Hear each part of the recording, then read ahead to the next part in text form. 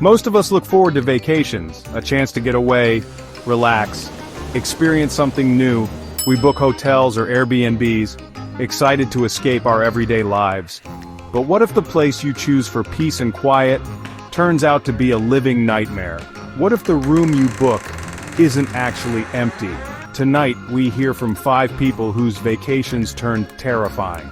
5 stories of ordinary trips that led to the most extraordinary fear. These are 5 true stories from people who checked in, but barely made it out.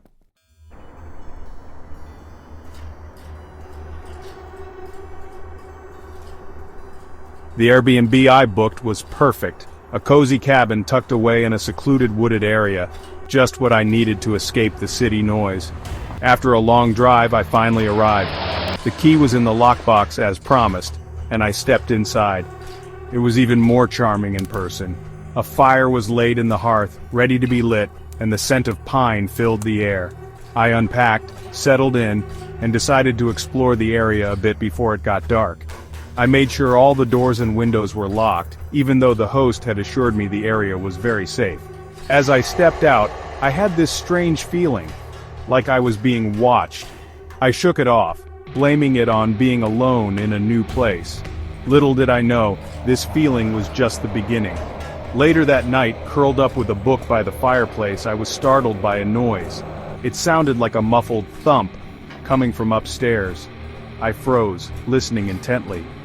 The cabin was supposed to be just one story, so the sound of something being moved around above me was unsettling, to say the least. My heart pounded in my chest. I told myself it was probably just an animal in the attic, or the wind. But deep down, I couldn't shake this feeling that something was very wrong. I grabbed my phone, ready to call the host, but hesitated. What if I was overreacting? I didn't want to seem paranoid, but the sound, it definitely came from upstairs. The next morning, I decided to mention the sound to the host casually. Maybe there was a logical explanation, but before I could even call, something even stranger happened. I was making breakfast when I heard a knock at the door. Relieved to have some company, I rushed to answer it, but when I opened the door, there was no one there. Confused, I stepped out onto the porch, looking around for whoever had knocked. There was no car in the driveway, and the woods were silent except for the chirping of birds. Had I imagined the knock? It felt so real. But there was simply no one there. A shiver ran down my spine, and I couldn't shake the feeling that I was being watched, toyed with. I decided to cut my trip short. The strange noises, the knockback, it was all just too much. But when I contacted the host to inform him I was leaving, he seemed strangely unconcerned. He said he'd already processed my refund, which I found odd considering I hadn't even mentioned a refund yet. He also mentioned that he'd checked the security footage and noticed I'd had a visitor last night. He sent me a link to the footage. My blood ran cold as I watched myself on the screen, curled up on the couch. Then, clear as day, the front door slowly creaked open and closed again, all by itself.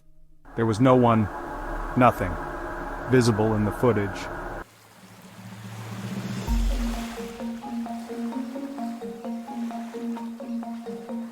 The tropical Airbnb listing was everything I'd ever dreamed of, a beachfront bungalow with breathtaking ocean views. I booked it instantly, excited for a week of sun, sand, and relaxation. The moment I arrived, I was in awe. The photos online didn't do it justice. The bungalow was even more stunning in person, with floor-to-ceiling windows overlooking the turquoise water. I immediately messaged my friends, gushing about how perfect everything was. This was exactly what I needed, a break from reality. Little did I know, my dream vacation was about to turn into my worst nightmare. Later that evening, as I was unpacking, something caught my eye. A tiny blinking light, almost imperceptible, coming from the smoke detector in the living room. Curiosity got the better of me. Standing on a chair, I examined the smoke detector more closely. That's when I noticed it. A tiny camera lens, expertly concealed within the device. My heart lurched. I wasn't an expert, but I knew enough to recognize a hidden camera when I saw one. Panic surged through me. Who would do this and why? And then, a terrifying thought hit me. The blinking light. Could it mean the camera was live streaming? Was someone watching me right now?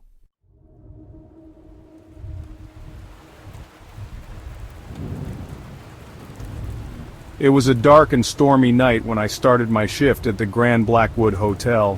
Rain lashed against the windows, the wind howled like a banshee, and the old building creaked and groaned around me.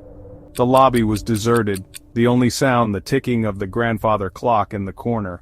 I was the new guy, eager to please and a little nervous to be alone in the grand old hotel. The bell captain, a grizzled old-timer named Gus, handed me a key with a knowing smile. "Room 306, he rasped. "Guests waiting. Room 306.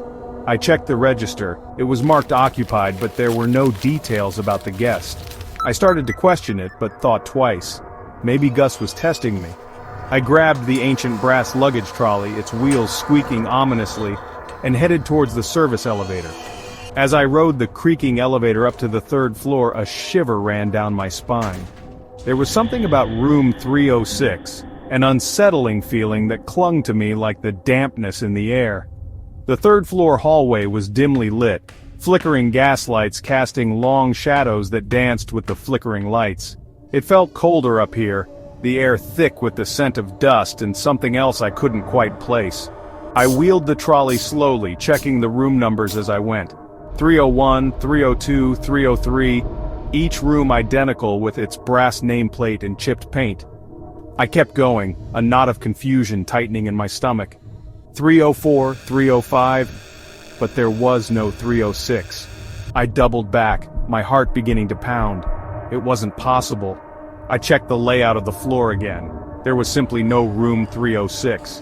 I felt a cold sweat prickling on my skin. This wasn't a test. This was something else entirely. Just then, I saw a figure at the end of the hall, a hunched silhouette shrouded in shadows. It was Agnes, the hotel's ancient cleaning lady, her eyes wide with a strange mix of fear and warning. Agnes shuffled towards me, her face pale and drawn. "You shouldn't be here, son," she whispered, her voice trembling. "Not on this floor, not at this hour." I stared at her, confused and more than a little frightened. "What do you mean, Agnes? There's no room 306. Where is it?" Agnes's wrinkled face contorted with a strange mix of sadness and terror. She leaned in close, her voice barely a whisper. "That room, it doesn't exist anymore. Not for a long, long time." She pointed a gnarled finger towards the empty space where 306 should have been. "But he doesn't know that. He's still waiting." Her words hung in the air, chilling me to the bone. Who was he? And what had happened in that room? I had to know more. I pressed Agnes for details, but she just shook her head, her eyes filled with a deep, unspoken terror. "Don't ask!" she pleaded, clutching my arm with surprising strength. "Just stay away from there!" Agnes hurried away, leaving me alone in the silent, oppressive hallway. I stood there for a moment, my heart pounding, my mind racing. I couldn't shake the feeling that something was terribly wrong. Then, I heard it. A soft, rhythmic tapping coming from the empty space where room 306 should be. It was faint at first, but it grew steadily louder, accompanied by a low, mournful whisper that sent shivers down my spine. Terror gripped me, rooting me to the spot. I wanted to run, to escape the suffocating dread that had enveloped me, but my legs felt like lead. The tapping grew more insistent, the whispers more distinct, swirling around me like the icy breath of a ghost. And then, as suddenly as it started, the noise stopped. Silence descended once more, heavy and absolute. I stood there for a long moment, my breath caught in my throat, before finally turning and fleeing that haunted hallway, the echoes of Agnes's warnings ringing in my ears.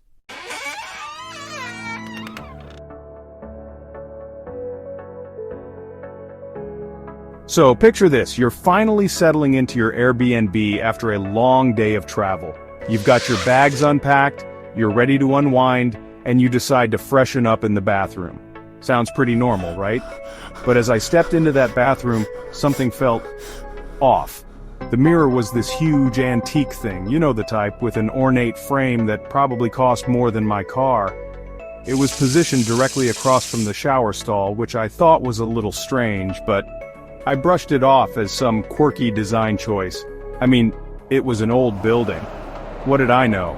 I hopped in the shower, letting the hot water wash away the day's stress. When I caught a glimpse of movement out of the corner of my eye, I quickly turned my head towards the mirror, my heart already starting to pound. There, for just a split second, I saw it, a pair of eyes staring back at me. Now I know what you're thinking. It was probably just the steam or a trick of the light, right? And trust me, that's exactly what I told myself at first. But those eyes, they felt different. They felt intense, like someone was really watching me. I quickly finished my shower, trying to shake off the uneasy feeling. As I toweled off, I couldn't resist stealing another glance at the mirror, and that's when I noticed it. A faint glimmer in the glass, like something metallic, was reflecting the light. Curiosity got the better of me, so I stepped closer, my hand trembling slightly as I reached out to touch the surface of the mirror. As my fingers made contact, I felt a chill run down my spine. The mirror. It was cold, much colder than it should have been. And that's when it hit me. This wasn't just any ordinary mirror. This was a two-way mirror. Someone had been watching me this whole time. Panic surged through me as the reality of the situation sunk in. I was trapped in this room, completely exposed, with no idea who was on the other side of that mirror or what they wanted. My mind raced, trying to process what to do next. Should I confront them? Should I call for help? What if they were dangerous? Every instinct in my body screamed at me to get out of there, but I knew I couldn't just run. I had to be smart. I had to think fast. Taking a deep breath, I tried to calm my nerves and assess the situation. The first thing I needed to do was get confirmation. I needed to know for sure that someone was actually behind that mirror. With trembling hands, I picked up a small decorative item from the bathroom counter and held it up to the mirror. My heart pounded in my chest as I waited with bated breath, hoping against hope that I was wrong. But as I looked closer, my blood ran cold. The reflection of the item wasn't quite right. The angle was off, revealing a slight gap between the mirrored surface and the wall behind it. And in that gap, I saw it. A dimly lit room, sparsely furnished with what looked like surveillance equipment. And sitting in the center of it all, staring intently at the monitors, was a figure that sent shivers down my spine. Someone had been watching me, and now, they knew that I knew.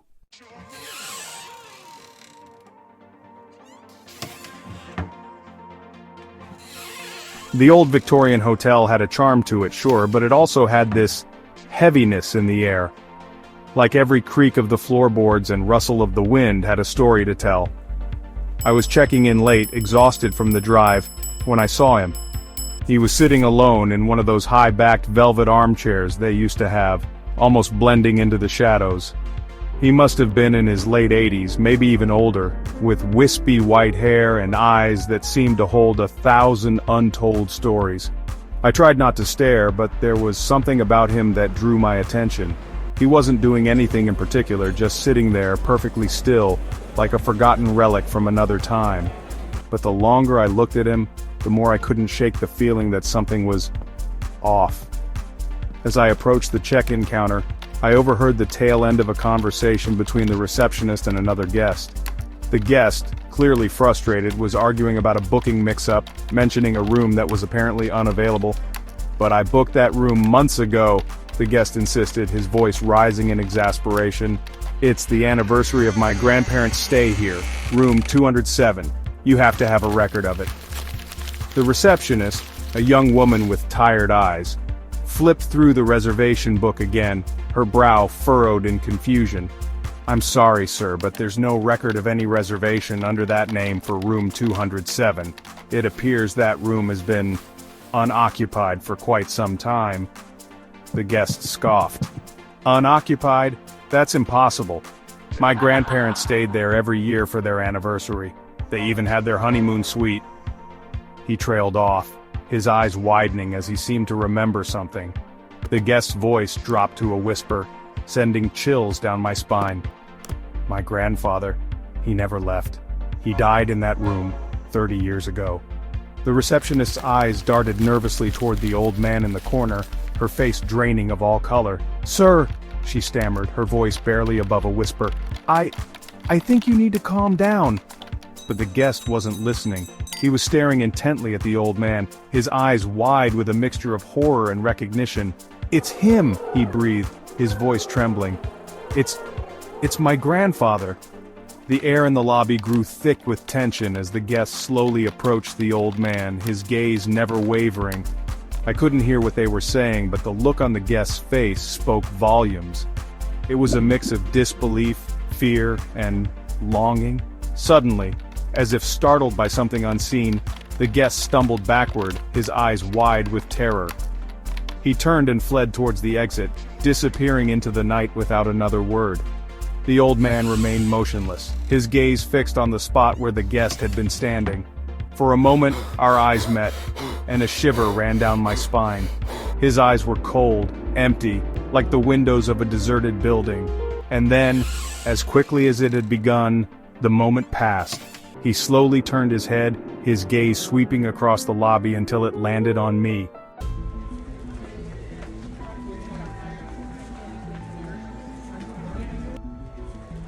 Hotels and Airbnbs, they promise comfort, a home away from home. But what happens when home becomes a place of unsettling mystery, a haunting reminder that some guests check in, but never truly leave? The next time you book that perfect getaway, that charming room with a story, remember, you might not be alone. Some stories, well, they like to check in with you. Sweet dreams.